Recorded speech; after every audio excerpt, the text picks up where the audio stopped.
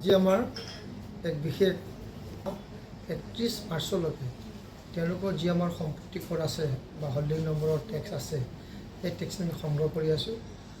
বহুতো সদাশয় ব্যক্তি আমাৰ আহ্বান মৰ্মে তেওঁলোকৰ যি কৰ সুন্দৰভাৱে দি আছে তেখেতক আমি ধন্যবাদ জ্ঞাপন কৰিছোঁ। আৰু এই কৰ সংগ্ৰহ কৰি থকাৰ সময়তে আমাৰ কিছু ব্যক্তিৰ আমাৰ লগত যোগাযোগ হৈছিল। তেওঁলোকে কৈছিলে যে তেওঁলোকে বিভিন্ন কাৰণত কাৰোবাৰ শাৰীৰিক অসুস্থতাৰ কাৰণে বা কোনোবা গুৱাহাটীৰ পৰা বাহিৰত থকাৰ কাৰণে বা কাৰোবাৰ পঢ়া শুনাৰ ক্ষেত্ৰতে হওক যে এই GMC কোৰ্ট প্ৰায় 7 বছৰ 8 বছৰ দিব পৰা নাই। আৰু বহুতে কোনোবা গৃহস্থ ঢুকোৱাৰ পিছত বা দেউতাক মাক ঢুকোৱাৰ পিছত তেওঁলোকে গম নাপায় যে কেনেধৰণৰ কৰ দিব লাগে।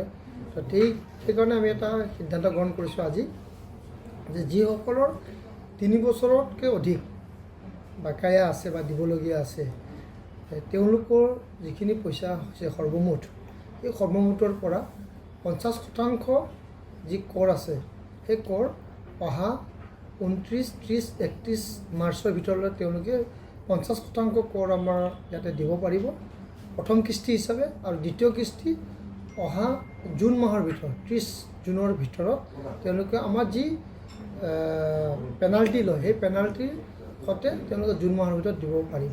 তো এনেধৰণৰ ব্যৱস্থা কৰাৰ লগে লগে যিসকলৰ অধিক পইচা হৈ আছে, কাৰোবাৰ ধৰক 80,000 হৈ আছে, কাৰোবাৰ ধৰক 1 লাখ টকা হৈ আছে, 1 লাখ একেলগে দিয়াটো তেওঁলোকৰ সম্ভৱপৰ নহয়। কেতিয়াবা তেওঁলোকে আধামান দিয়াৰ পিছৰ পৰ্যায়ত তেওঁলোকে আধাটো দিব পাৰে। সেইধৰণে এনেধৰণে আমি চিন্তা চৰ্চা কৰিছোঁ যে গুৱাহাটীবাসী ৰাইজৰ যিসকলৰ অনাদায় আছে সেই অনাদায়সমূহ 50% দি হ'লেও পৰৱৰ্তী সময়ত আৰু যে 50% দি দিয়ে তো নিশ্চয়কৈ গুৱাহাটী পৌৰ নিগমৰো কৰখিনি উঠি যাব।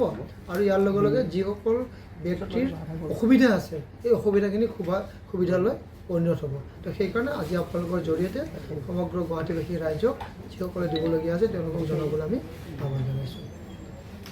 Stay informed, stay ahead. News NE 365.